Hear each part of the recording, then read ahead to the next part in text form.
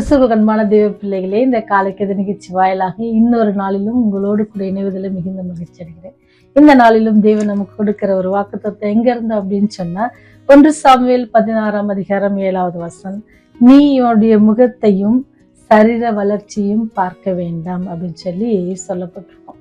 ஏன்னு சொன்னா, ஒரு முறை என்ன செஞ்சாங்கன்னா, ஒரு போதகர் என்ன செஞ்சாங்க, ஒரு ஆலயத்துல பிரசங்கம் பண்ணிட்டு இருந்தாங்க. பிரசங்கம் முடிச்சதும் என்ன செஞ்சாங்க, ஒரு பணக்கார குடும்பம் என்ன செஞ்சாங்கன்னா, அந்த போதகர் இடத்துல என்ன செஞ்சாங்கன்னா, ஒரு கவரை கொடுக்குறாங்க. அந்த கவரை வாங்குற, ரொம்ப கவர் நீட்டா இருக்கு, அது மேல எழுதப்பட்டிருந்துச்சு.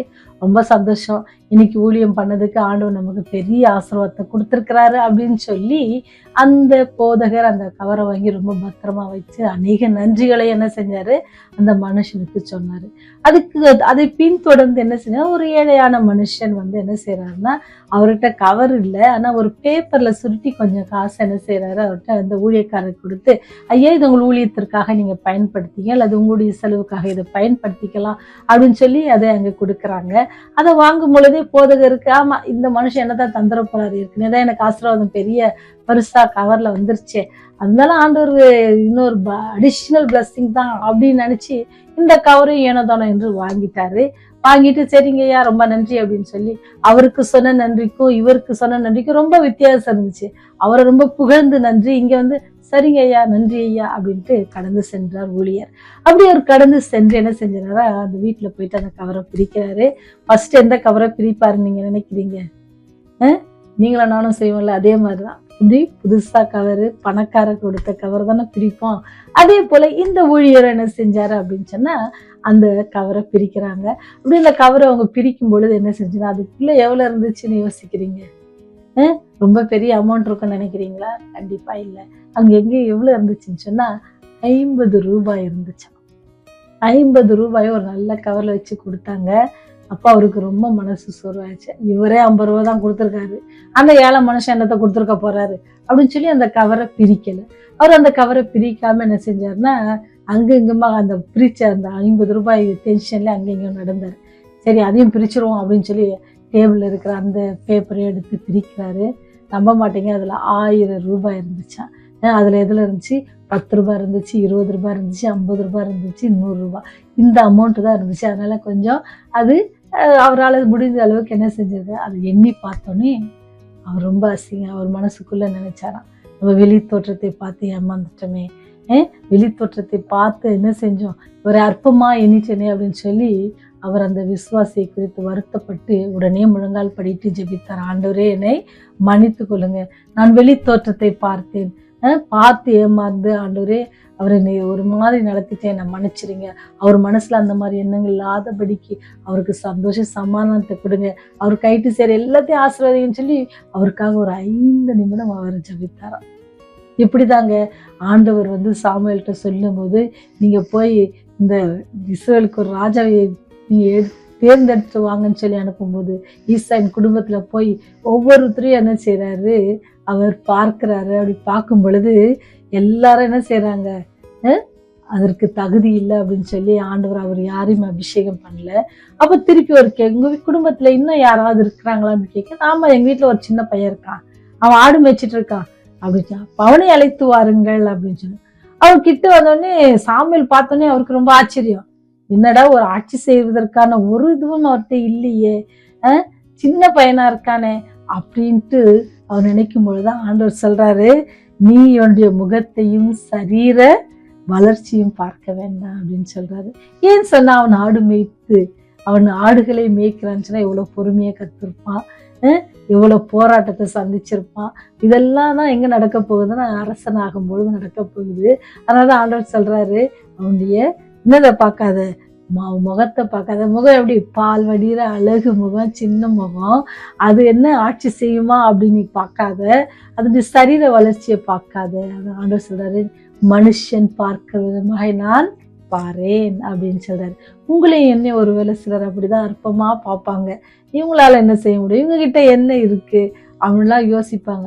இவங்க பிள்ளைங்களாம் பெருசால வந்துருவாங்களா அப்படின்னு யோசிப்பாங்க. கவலைப்படாதீங்க, ஆண்டவர் பார்க்கறது எங்க, உங்களுடைய இருதயத்தை பார்க்கறாங்க, உங்களுடைய தேவைகளை அவங்க பார்க்கறாங்க. மனுஷர் பார்க்கிற விதமாக அவர் பார்க்க மாட்டாங்க.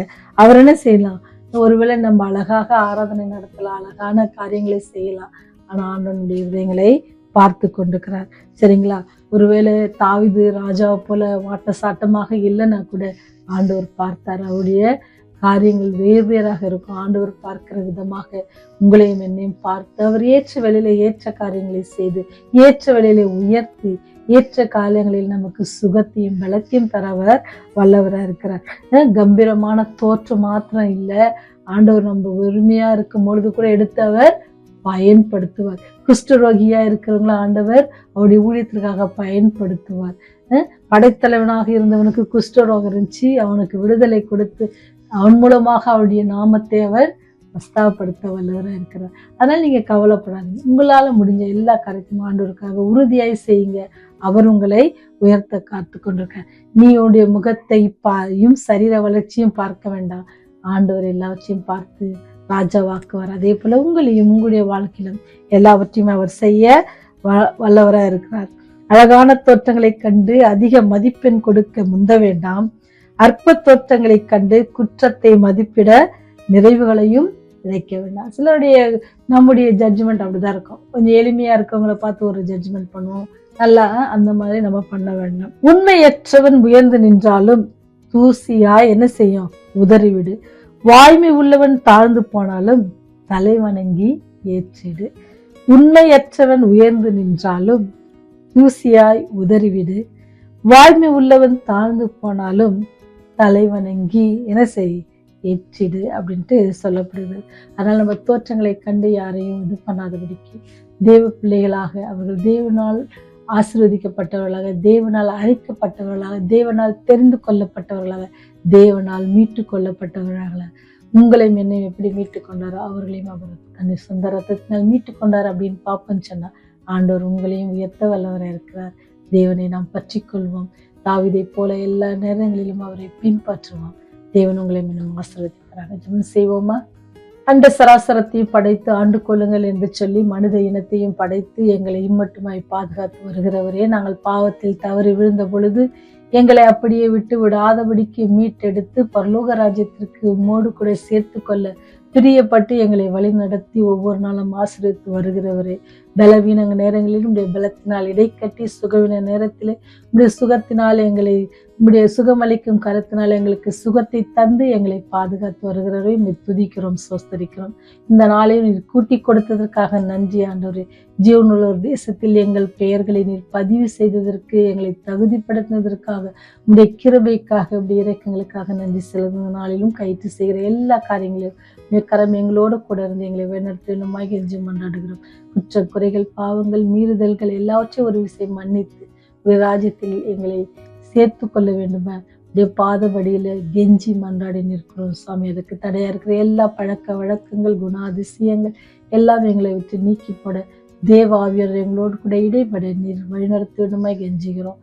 ராஜ்யம் வருவதனை தள்ள வேண்டுமா இயேசு வழியை ஜெபிக்கிறோம் ஜெனுள்ள பரலோக பிதாவே, ஆமென்.